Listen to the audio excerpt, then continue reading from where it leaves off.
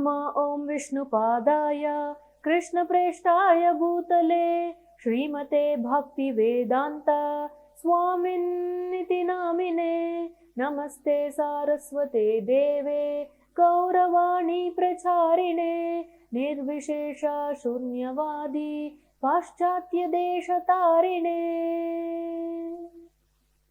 Hare Krishna, all you wonderful devotees out there watching Grow Through Gita.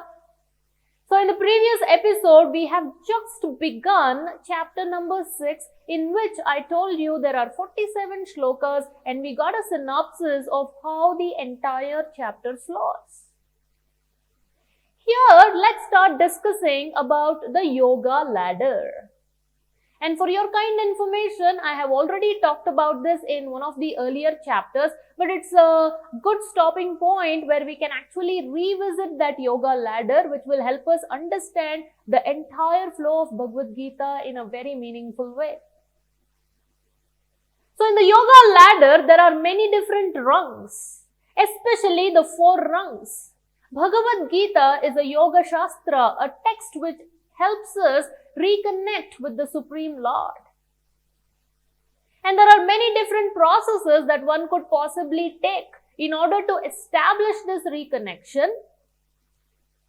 And one of the rungs which is lower on the ladder is Karma Yoga, which Krishna has already talked about in chapter number 3 and chapter number 5, Karma Yoga and Karma Sannyasa Yoga, wherein we are still performing the activities, but then we don't take the onus. We are not interested in the karma phala, the results of the activities. We offer the results of the activities to the Supreme Lord Krishna. And when somebody is nicely performing karma yoga, he would obviously ask a question, that is, who is this person to whom I am offering the results? Why am I doing this? Who is this person? What is his unique position? So he will start getting jnana, transcendental knowledge, which Krishna covered in 4th chapter. And also later part, that is the last 6 chapters, that is chapters 13 to 18 of Bhagavad Gita, also heavily deals with jnana yoga. So karma yoga, when somebody is performing like really well, then it should have a natural progression into jnana yoga, where you're gaining all this wonderful divine knowledge.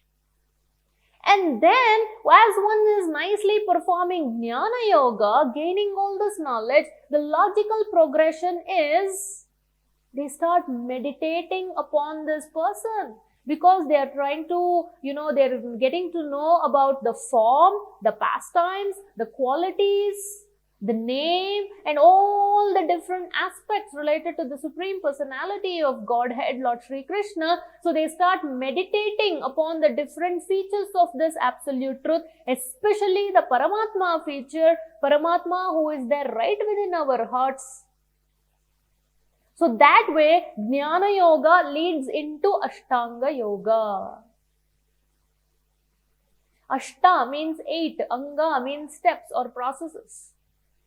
So Ashtanga Yoga is the process of reconnecting with the Supreme Lord, where there are 8 specific steps, which we will dive into deeper later.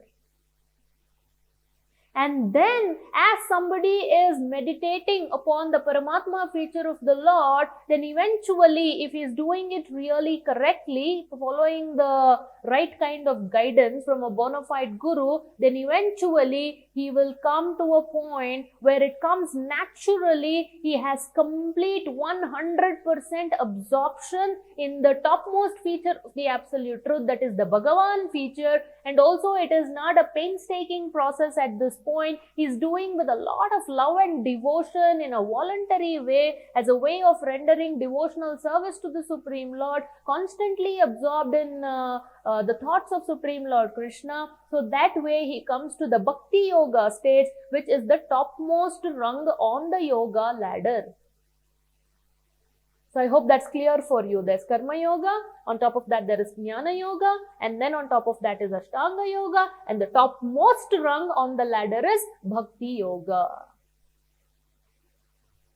And now somebody may say, is it really necessary that I have to take step by step and then come to Bhakti Yoga? Not required. In fact, that's exactly why if you happen to relish the purports given by Srila Prabhupada in Bhagavad Gita as it is, every page, every purport for every shloka he's saying, you don't have to necessarily do this. You can directly take to Bhakti Yoga and then you'll get the benefit of all the others and then some more. Just like you don't have to necessarily take the staircase all the time, which is painstaking. Instead, you can save the time and energy by doing what? Just get into a lift. Easily, quickly, joyfully, you can just get there. Directly to the floor that you want to get to. So similarly, Bhakti Yoga is a very joyful process. It's the easiest process, the quickest process. But also at the same time, it gives you everything that you would get by performing Karma Yoga, Jnana Yoga, Ashtanga Yoga, and then you get so much more because Bhakti Yoga is the topmost. So why invest many different lifetimes in all these other yogic processes? Instead, we could be wise and just quickly, instantaneously take up Bhakti Yoga process. Well, having said that, now the next logical question that you may pose is, then why at all is Krishna dedicating one whole chapter for Ashtanga Yoga? If Bhakti Yoga itself is sufficient, then why give all this other knowledge? Is he not confusing us? Is he kind of misdirecting us? And why at all did he spend 2 chapters, chapters 3 and 5 for dealing with Karma Yoga? Why can't he just give Bhakti Yoga, the topmost, the most essential part in Bhagavad Gita? That way everybody follows just Bhakti Yoga. Well, there's a good answer for that, but for that you'll have to come back in the next video. We'll explore the answer for this and we will also try and understand. Today we saw the yoga ladder. Tomorrow, get ready. In the next video, we will see the Ashtanga Yoga ladder. Okay, I'll see you very soon. Take care. Hare Krishna.